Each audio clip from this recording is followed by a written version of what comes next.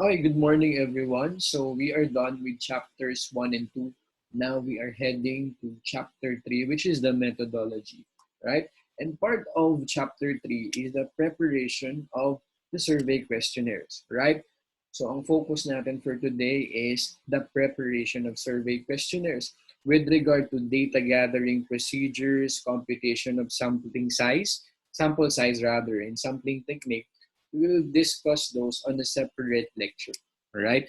So, ang objective natin for today is makapag-prepare tayo ng survey questionnaire at ma-validate yung survey questionnaire natin. So, in the event na mag-administer na tayo ng survey natin, which is hindi naman actually this SIM, alright? Pwedeng next SIM or after this SIM, okay? Since naman ng research mo, for BSA students naman, yung defense mo will be next sem pa naman. Alright? And for those IA students, next sem pa. Alright? So, ang kailangan lang natin, ang objective natin for today is makagawa tayo ng survey questionnaires. Alright? So, we will make sure na pre-test to, alright, na validate ito, alright, bago natin i-release yung mga survey natin. Right? So, all right. So since we're going to utilize the quantitative research, all right, there are types of quantitative research. All right. We have what you call experimental design and non-experimental design. All right. When we talk about experimental design class, it is actually applicable for science courses, all right, or science researches like biology and chemistry. So we're going to utilize the non-experimental design. So in our case, we will utilize this non-experimental design. And non-experimental design class can be descriptive design, it can be causal comparative, all right, or it can be correlational design, right? So when we talk about descriptive research class, it is designed to accurately and systematically describe a population, situation, or phenomenon. It can answer what, when, and how questions, but not why questions. Understand? So indicators that can be used is how many, how often, how frequently, all right, what percentage. Those questions, all right, are descriptive research questions, right? Example, how often do FEU BSA students play Mobile Legends each week? All right, this is an example of descriptive research question, right? When we talk about causal comparative, all right, it is designed to help you identify clear differences between two or more groups based on one or more variables, all right? So example, of causal comparative. What is the difference in the weekly playing of Mobile Legends between FEU male and female students? All right. So we focus on differentiation. All right. Whereas if we talk about correlational design, it is a design to describe an association. All right. Association meaning relationship between two or more variables. For example, for this correlational design, what is the relationship between educational level and salary among FEU BSA alumni, right? So, what are the methods of data collection? Siyempre, today it's new normal, all right? So, we're going to utilize the use of the social media and we're going to use then what you call Google Forms, right? So here are the samples or the methods of data collections. We have review records, right? Review records like this is what you call content analysis. So yung mga research na to pwedeng gamitin sa medical, all right?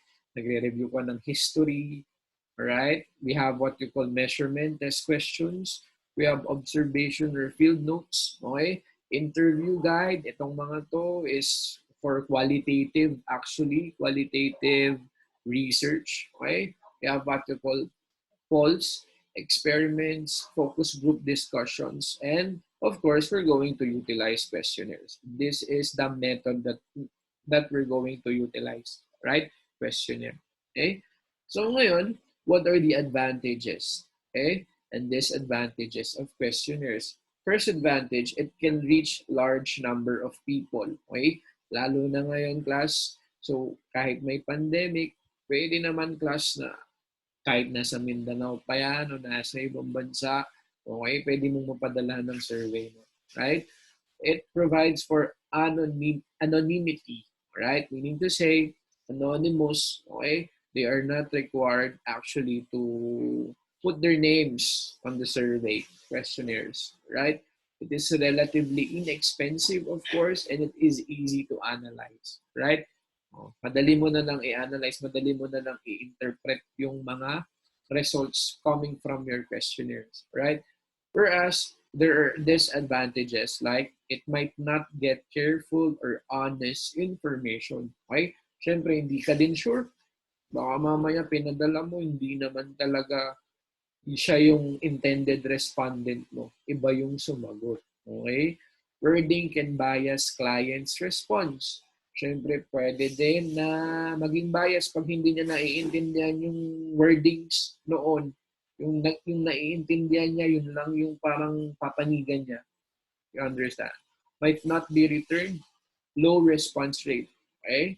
So, may possibility of hindi ma-return yung questionnaire mo. Kaya if ever your um, target respondents like 100, so you have to at least release more than 100 questionnaires. Okay? Kasi hindi ka naman sure kung lahat yun babalik. Okay?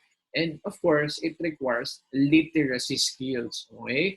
So sometimes, if your intended respondents are not actually literate, okay? Or kunyari, hindi sila um, kayang magbasa or mag-comprehend ng English, okay? So you need to have two sets of survey questionnaires. Pwede yung isa English, yung isa Filipino, right? So these are the advantages and disadvantages of questionnaires. Okay? So the stages of questionnaire development. Okay? Ito mahalaga to, class. Unang-una, okay? Yan na yung mga key. So, unang-una, statement of the problem and hypothesis. Alright? State questions to be answered and hypothesis to be tested. Di ba meron ka ng statement of the problem? Okay?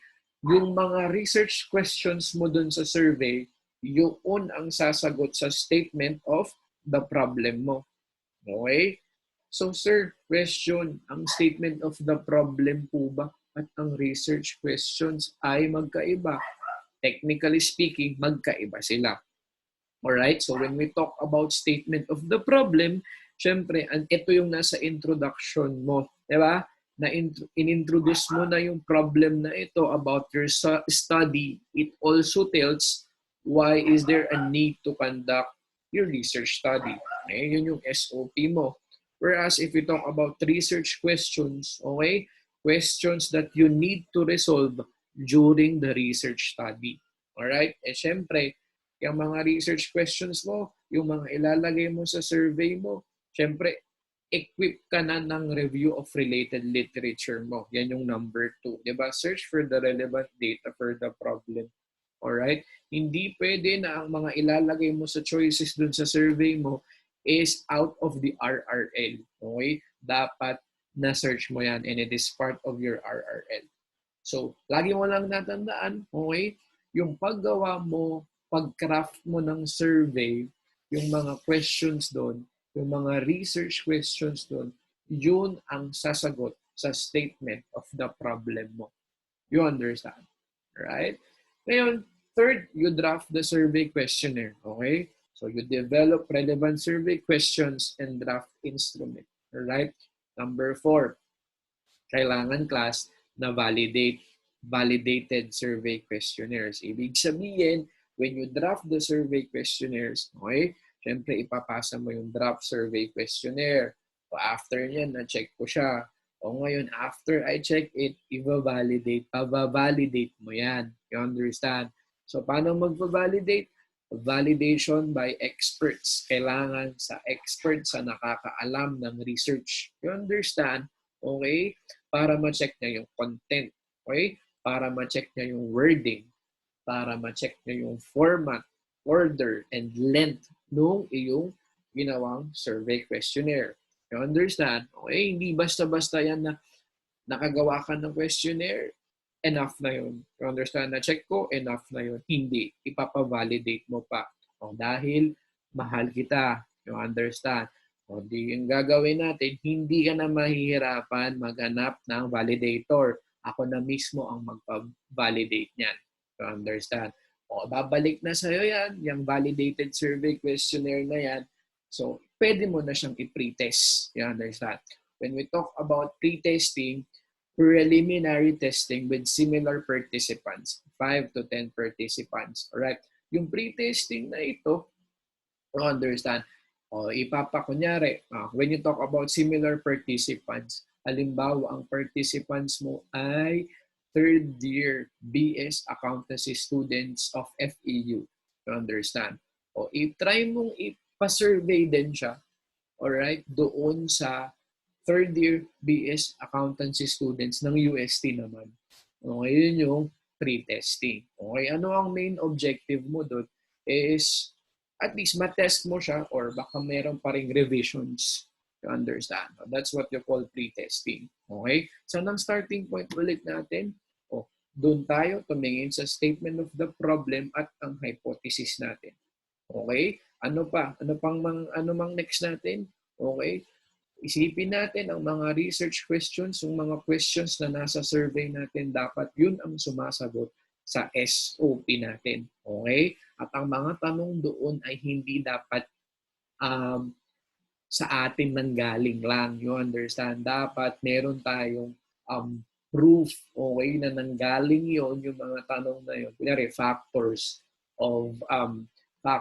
of teaching performance, okay? Dapat nakikita yung mga factors sa RRL mo.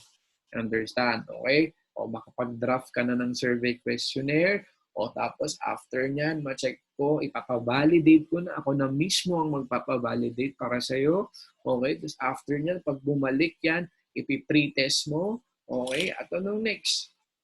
Pilot testing na, okay?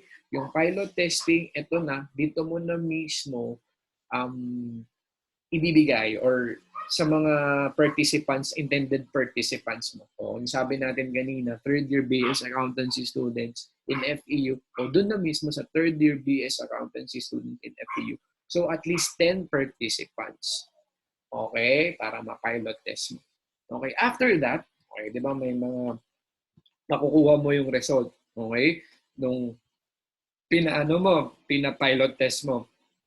Itetest mo yung reliability testing. Alright? O, diba? Medyo mahaba, diba? Yung process niya bago magkaroon ng final questionnaire. Okay?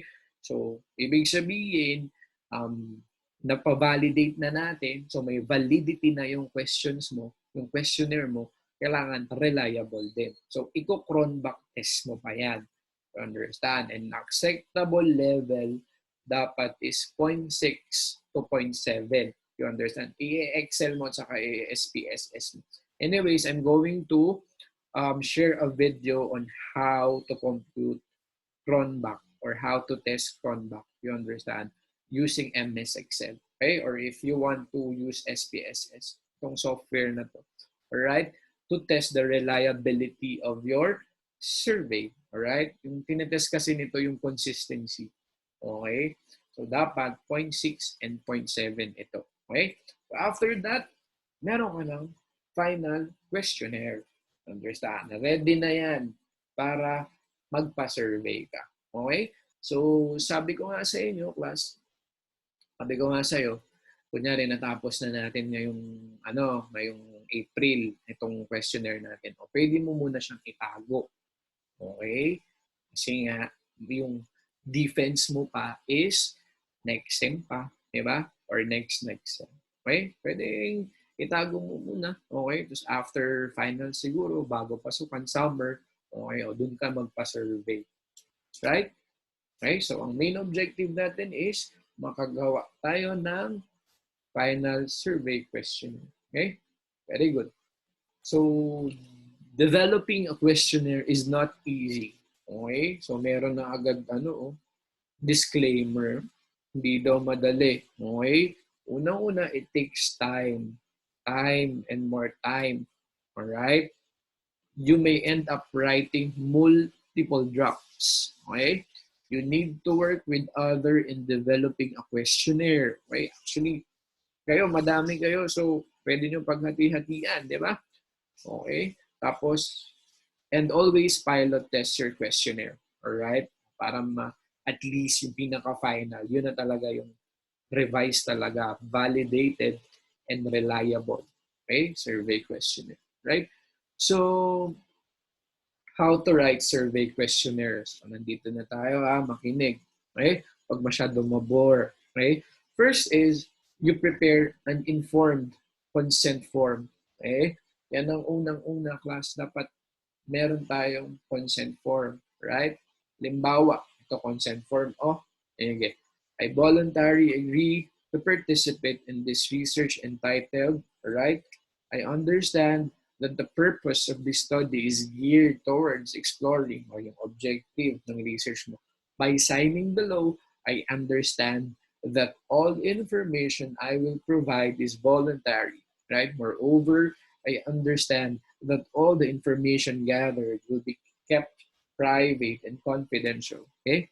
Thus, I agree that all information provided will be for academic purposes. That all information provided, di ba, will be for academic purpose and course compliance by the researchers in ACTGRES, or in your case, ACP 1113, right?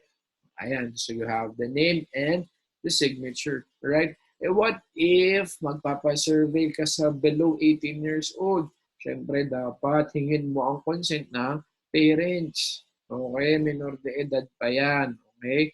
So, ito ang sample consent form. You need to at least present the background. Okay? This study aims to determine the impact of using digital camera and similar gadgets in taking notes. This covers series of experiments and survey to college students to determine the effects of the method in their learning process. Okay? The results will enable the participating students and professors to develop better perspective and more relevant awareness of the use of photographic method of note-taking. The results will also help educators craft rules to address the effectiveness, efficiency, and significance of utilizing available technology. You have been chosen as a respondent of this survey. Ethical considerations regarding research on human subjects require that you, or if you are not of age, your parents or guardians sign the following consent form. Right? Ito, pag minor, yung respondents mo. Consent, I understand that my participation as a respondent in this research is not compulsory and that I can withdraw my consent at any time without penalty and have the results of my participation to the extent that it can be identified as mine removed from the records. I am allowing my son/daughter to participate as a respondent in this study. I'm also allowing my son and daughter to participate in follow-up surveys that may be undertaken in the future, as well as in possible follow-up interviews that may be undertaken. All right? So, I understand that the results of my participation in this survey, as well as in other follow-up surveys or follow-up interviews, will be held in the strictest confidence and will not be released to any school administrator, faculty member, staff, or person other than the research team in any individually identifiable form without my prior consent. Parent, guardian, date, university, college, right? Student participant, right? So, kailangan ng consent, alright? Kasi may mga yan ang ethics sa research. Okay? Bago ka magpa-survey, unang-una, kailangan hingin mo ang consent. You understand? Okay? Bawal naman mamilit ng tao, di ba? Huwag tayo mamilit ng tao kung ayaw. right? Next is second and third. Okay, class? So we have number one, informed consent. Okay? Pangalawa, syempre nakalagay, write a descriptive title for the questionnaire. Alright? Have an introductory paragraph. Right? Sige, tignan natin. Ayan o, class. Kung makikita mo, sample, ito nga yung consent form niya. O, maikli lang sa una. Okay? Tapos ito yung survey questionnaire. O, ito, dapat may survey questionnaire. Sometimes if you have two questionnaires, kunyari, nag-survey kayo sa faculty, right? Or sa students, dalawa yung respondents mo. Pwede mong survey questionnaires dash faculty respondents. Okay? Survey questionnaire dash students respondents. You understand? Tapos ito, meron kang introductory. Ayan. Siyempre sa introductory class, iano mo, sabihin mo kung ano yung research title mo. Okay? O sometimes, yung objective ng research mo. Okay, ayan. Pwede mong gayahin to. Or, pwede mo naman din gayahin yung naka-upload dun sa Canvas. Okay? Okay. Ang importante naman dyan is that yung data nila will, tawag nito, kailangan, confidential. You understand? Or for academic purposes mo lang talaga gagamitin ito. Okay? Alright, so we have the introductory paragraph. Okay, ito may example pa. We, senior BS accountancy students, okay, at the Far Eastern University are currently doing a research as a partial requirement on the, on the course, okay? Of course, meaning to say yung college ka na, di ba, ang tawag sa mga subjects natin? Course. Alright? Yung BSA program. Yun yung program. Alright? Our objective is to determine the title or title of research. Alright, ito. Sample introductory paragraph. Hindi ko na ibabasahin lahat. Okay? Ayan. Nasa 4 na tayo, class. So, include what do you need to know and consider your audience. Okay? So, sabi nga natin, class, you need, kanina, di ba? You need to consider also your audience. Okay? So, sometimes you need to draft at least an English or Tagalog survey questionnaires. Right? Itong what do you need to know? Siyempre, unang-una yung profile of the respondents. Unang-una yan. Okay? Ito sample. Alright, so part 1, okay? Profile of the respondents, okay? So please put a check mark on the box provided that corresponds to your answers, okay? Name, optional, okay? Gender, male, right? Age, 18 to 19, 20 to 21. Aba, siyempre class, ito ha, wag kang below 18. Wag walang ganun, okay? Kasi pag below 18, kasama din yung kakapanganak pa lang. Understand? O, tapos kung mapapansin mo, ito, 18 to 19, 20, 21, yung interval niya magkakapareho. Okay? O pwede itong above 21. Okay? Kasi, siyempre, pwede naman above 21. Okay? Pero below, ha? Huwag niyong gagawin yung below. Okay? Pinapasurvey. Pag below 18 kasi, pwede mag-survey pati yung isang buwan pa lang na bata. Understand? Okay, so unang-una yan, profile of the respondents. Tapos meron kang ganito sa umpisa. Kunyari, what business law courses they have you already taken up? Check all that apply. Yan law on obligations and contracts, or law on business organizations. O if not all boxes are checked, disregard the questionnaire. Understand? Ganyan. Ganyan ka. Alright. Next, so include instructions on how to answer the questions. Alright? O syempre, mag-include ka ng mga instructions, okay? So, ayan encircle 1 or check all that apply. Dapat laging may instruction, okay? Writing succinct. Ibig sabihin, concise, brief, clear questions. Think about the readability, length, format, interest in the topic, etc. You understand? Hindi naman kailangan class na masyado kang technical. Okay? At least, dapat din, at least mga 2 pages lang ang survey mo. Kasi di ba parang nakakatamad sumagot pag sobrang mahaba. Okay? So, concise lang, okay? Tapos, syempre, yung font size din. To understand, importante yun. O, baka hindi naman mabasa. Okay? Yung mga survey questionnaires mo. Okay? So, do not use jargons. Use simple words. Right? O, wag ka mo na magsulat ng, wag ka nang gumamit ng mga highfalutin words or mga technical words na hindi alam. O like for example, sa atin, di ba, yung mga window dressing, kiting. Okay, wag mo nang gamitin yung mga ganun. But as much as possible, actually, yung naiintindihan ng lahat. Kaya nga, di ba, nagpapa-validate tayo. Usually nga, yung magpapa-validate tayo, sometimes, hindi natin ka-profession. Much better nga yun. Para at least, even hindi natin ka-profession, naiintindihan yung phase ng research mo. Okay, ng instrument mo. Okay? So, ito example, ayan, may direction ka palagi, class, part 2 na to, di ba yung part 1 natin, profile of the respondents. Okay? Ang part 2 natin, yung survey questions mismo. Okay? Direction, please put a check mark on the space provided that corresponds to your answer. Okay? Using the scale below, which of the following factors affect your learning process? Okay? So, may internal factors and may external factors. Tingnan nyo, class, naputol lang ito. Kung kunyari, internal factors, 10. Yung external factors din, 10 din. Dapat even sila. You understand? O may advantages ka dun na nilagay, advantages of online learning. O lagyan mo ng 10. Okay? And make sure na itong mga nilagay mong factors, o mga nilagay mo na advantage, dapat nandun yun sa RRL mo. Hindi pwedeng gawa-gawa mo lang. Okay? Bawal yun sa research. Understand? Okay? So kung mapapansin nyo, itong scaling, o mamaya meron tayong discussion later on about the scaling. Papakita tayo. Kung mapapansin mo, 4 lang. 4-point scale lang siya.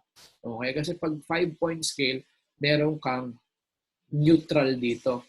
You understand? Ang dilemma mo, pag lahat sumagot neutral, mahihirapan ka mag-generate ng result. Mahihirapan ka. You understand? Ito, talagang ma-force yung mga sasagot kung disagree ba sila or agree sila. Okay? So, 4-point scale ang ginamit. Understand? Okay? Ngayon, class, number 2 naman, using the scale below. Diba? May instruction. What are the effects? Ito questions rather. What are the effects of didactic teaching method to your learning process? Okay, yung instruction kasi nasa page 1 naman to. You understand? Kung nasa page 1 naman yung direction, no need naman na lagay mo na ng instruction. Pero kung another page, kung maglagay ka ulit ng instruction doon. Okay? So, eto. Using the scale below, what are the effects naman your learning process? Okay? O kung mapapansin mo, 10 din. Understand? Dapat ganun. Okay? So, ulitin natin how to write survey questionnaires. Number 1, you prepare an informed consent form. Okay? Number 2, you write a descriptive title for the questionnaires. Okay? Number 3, have an introductory paragraph. Number 4, include what do you need to know and consider your audience, your profile of the respondents. Okay? 5, include instructions on how to answer the question. Okay, depende sa'yo, check mark, okay, encircle, okay, X, nasa sa'yo yan. Okay? Writing succinct, clear questions, think about the readability, length, format, interest in the topic, etc. Right? Do not use jargons, use simple words. Right? Response structure of the survey questionnaires may be open-ended or close-ended format. Right? So ito, number 8 natin, we have what you call open-ended or close-ended format. Okay? Actually, yung open-ended na ito yung ginagamit sa qualitative research. You understand? Ito yung may interview, open-ended. Kumbaga, sila mismo yung magbibigay ng answers. Alright? When we talk about close-ended, ito yung survey questionnaire sa quantitative. Okay? So, madaling ma-generate yung results. Right? So, ito, open-ended format, diba? It allows respondents to express their own ideas and opinions. Respondents are free to reply with their own choice of words and concepts. Right? So, example, What have you learned as a result of participating in the leadership training program of Office of Student Affairs? Right? It's an open-ended. Okay? So yung respondent mo yung bahala sumagot. Okay? Ito pa, another example. What suggestions can you give for the improvement of the university students' work training, right, and preparation? Okay? So yung open-ended, right? Close-ended format, okay? List answers and respondents select either one or multiple responses, okay? The respondent chooses from two or more predetermined response possibilities. Two varieties are normally distinguished, two-choice answer, and the multiple response. Ito yung close-ended, yung sila na bahala pag may questions, answer na lang nila. Ito yung sa survey natin. But then, class, even quantitative ka naman, okay, close-ended, pwede ka naman at least gumamit ng one open-ended. Usually sa huli yun, yung question na open-ended. Pwede rin naman na yun. Alright? Pero kung talagang may close-ended at the same time, maraming mga questions na sila sasagot, yun ang mixture of quantitative and qualitative. Alright? But then, we want to utilize naman dito sa accounting research yung quantitative method or the use of close-ended format. Okay? You understand? What are the advantages? Okay? So the advantages for open-ended questionnaires na ginagamit natin sa qualitative research can get unintended or unanticipated results. Okay? Di ba kung mapapansin nyo, nabanggit natin dati, pag qualitative ang research mo, you understand, ang nangyayari, ano lang yan, limited lang yung respondents mo. Okay? So minsan, nakakakuha ka ng mga unintended or unanticipated results. Kasi ang mangyayari niyan, di ba may question ka, tapos iba-iba yung sagot nila. Alright? So pag sasama-samahin mo yung mga pare-pareho, same theme, okay? Yun yung yun yung i-interpret mo ngayon. You understand? Or sometimes, yung sinabi ng isa, maaaring kakaiba. Di ba? So yun yung mga hindi mo na-anticipate. Okay? Ng mga answers. Kaya allows exploration of the range of possible themes arising from an issue. Okay? Answer in participants' voices. Okay? Yan yung open-ended questionnaires natin. Okay? Nag-i-interview ka. Whereas, pag close-ended questionnaire, syempre, it is easy and quick to fill out. Alright? Kasi nga, silang na bahala mag-X-check dun sa survey mo eh. Okay? It minimizes discriminations against the less literate. Okay? Siyempre, pag nag-i-interview ka din minsan, di ba, mas mahirap sumagot. You understand? Whereas, pag dun sa mga less literate, pag survey questionnaire, okay, ang nangyayari, actually, kunyari, hindi sila marunong magbasa, pwedeng tanungin mo lang based dun sa survey mo. Di ba? Ikaw na mag-check ko. Pwede naman yun. You understand? And it's easy to encode, record, and analyze reports quantitatively. Kasi bibilangin mo lang kung ilan yung 5, ilan yung strongly agree. Bibilangin mo lang kung ilan yung agree. Bibilangin mo lang kung ilan yung disagree. You understand? Okay? So, it's easy to encode, record, and analyze, and reports quantitatively. Next. So, close-ended format, ito na yung mga examples, class. We have what you call checklist. Okay? We have scaling. Okay? Yung scaling, it can be ranking or comparative. It can be Likert scale. Okay? Sabi, the pronunciation of this is Likert, not Likert. Okay? Semantic scale or differential scale or continuous scale or graphic rating. Okay? Pero usually, ang gagamitin lang naman natin dito, it's ranking or most likely Likert. Okay? Kasi itong semantic and graphic rating, ano na to, class? In other profession, okay? Other field of study, rather. Okay? So, more on, scaling, ranking, or comparative and Likert scale. Okay? So, ngayon, okay, checklist or choices of categories. Ito yung example ng checklist. Okay? What is your marital status? Okay? Di ba sabi natin kanina, Kailangan may ano ka kung check 1, check 2. Okay. Pero dito naman siguro common sense naman, di ba? Isa lang dapat ang marital status mo. Di pwedeng single ka na, married ka na. Wala namang ganun, di ba? Divorce and widow. Alright? Ito naman, no, number 2, class, tingnan mo. What are the entry-level requirements do you seek from your applicants? Check as many. Okay? O check as many. O ibig sabihin, pwede kang mag-check ng isa, dalawa, o tatlo, lahat. Understand? Others, please specify. Okay? So, yun yung checklist. Alright. Scaling naman, o pag sa scaling, di ba, meron tayong tinatawag na ranking comparative. Okay? O, kung mapapansin mo to, please rank your interests in the following areas.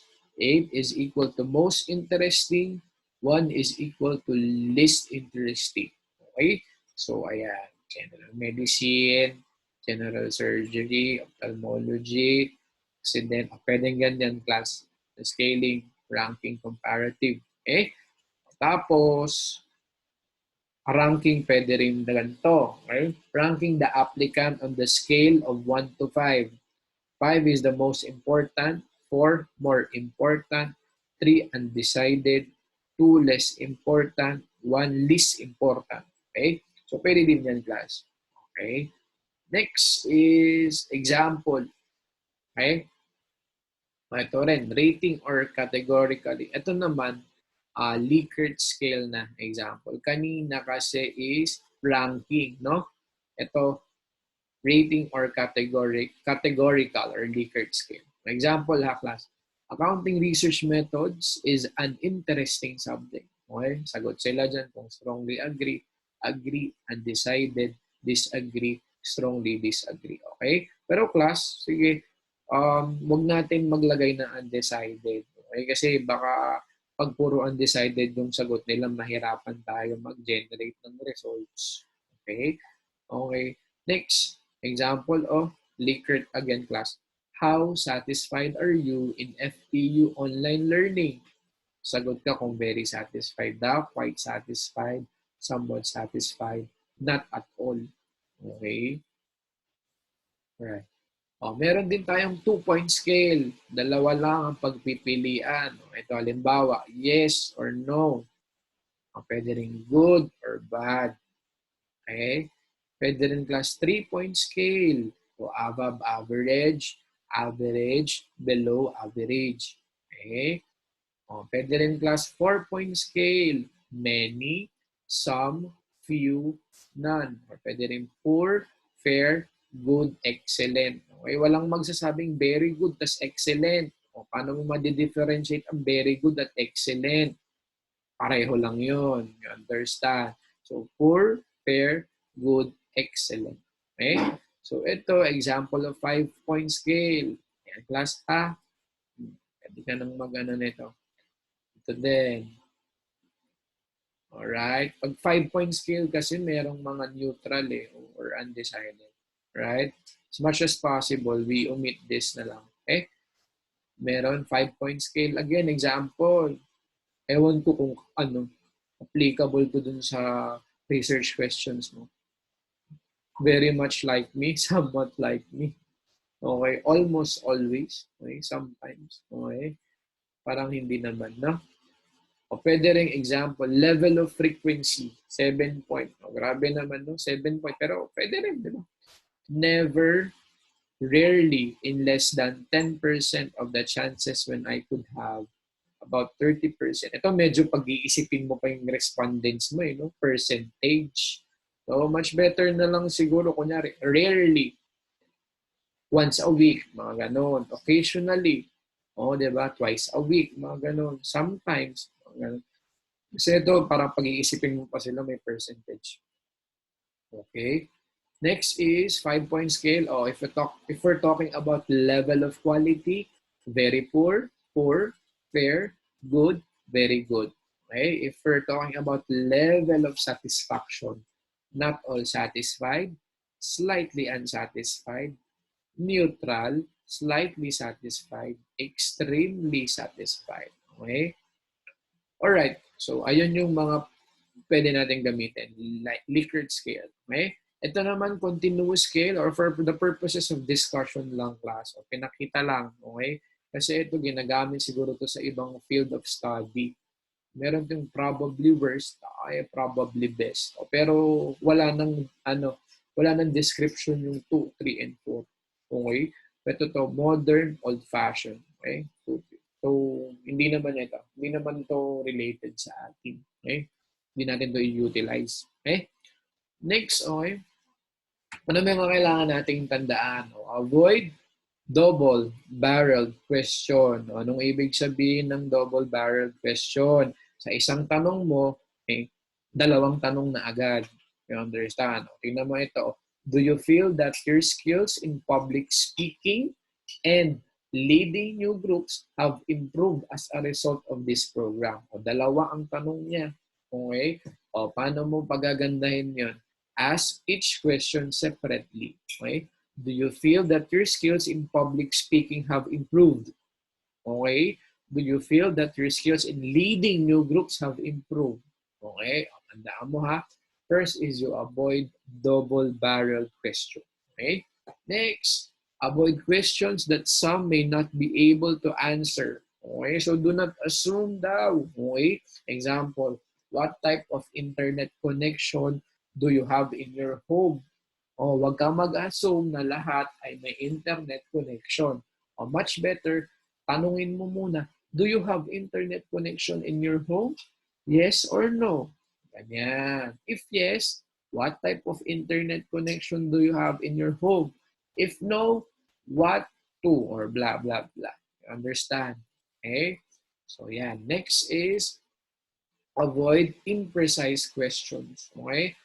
How would describe your experience as a student leader? Okay? O, imprecise question. Much better, ang itanong mo is, how would you describe your leadership experience as president of the Junior Philippine Institute of Accountants? Okay? Right? So the more specific you are about what you want to know, syempre, the more useful the answer will be. Okay? Next, okay? How many times have you participated in leadership seminar workshops? Okay? Ito, example ng poor spacing and logic. Okay, kung mapapansin mo, may 0 or 1, tapos may 1 or 3, nalito pa ako kung 1 ang sagot ko. You understand? Okay? O di dapat din yung interval mo, kunyari 0, 1, 1, 2, 2, 3, 4, 5, o more than 5 times. Understand? So, ang better, ito, 0 times. May 0 times ba? Okay. 1 to 3 times, 4 to 6 times. Oh, yung interval niya, kumbaga, class, di ba? Ano siya? SWAC. Alright? Next is exhaustive and mutually exclusive options. So, example, from which of these sources did you learn about the Forex Club? Okay? For a friend, a neighbor, a relative, an advertisement, or at the church. So make sure that options include all possible answers. Na-exhaust mo lahat. Understand yung mga possible answers dito. Okay? So options belong to different categories. Could be possible answer to the question asked. Okay? So, siyempre, dapat yung mga options, ito, mutually exclusive sila. Okay? So, quick notes on rating scales class. Ito mga important notes. Alright?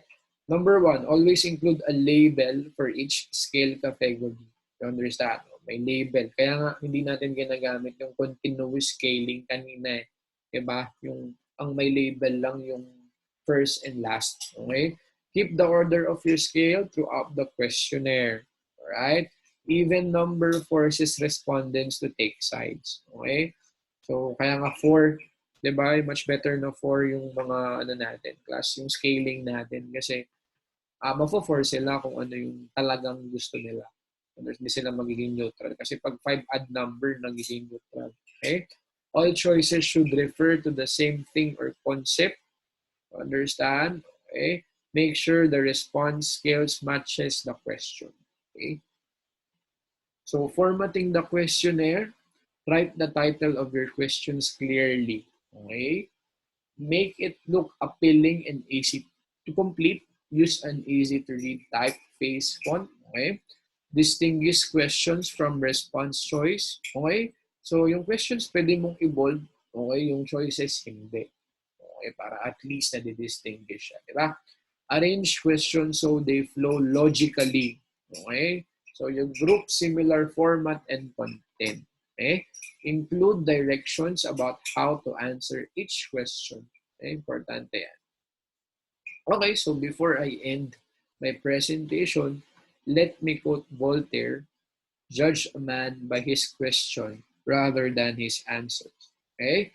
And according to Leonard Hirsch, okay, pay attention to the questions you need to ask, not the answers you want to hear. So always remember, for you to be able to get right answers, your questions should be right as well. Okay, so I hope that you learned a lot from this discussion. So God bless you all and have a nice day.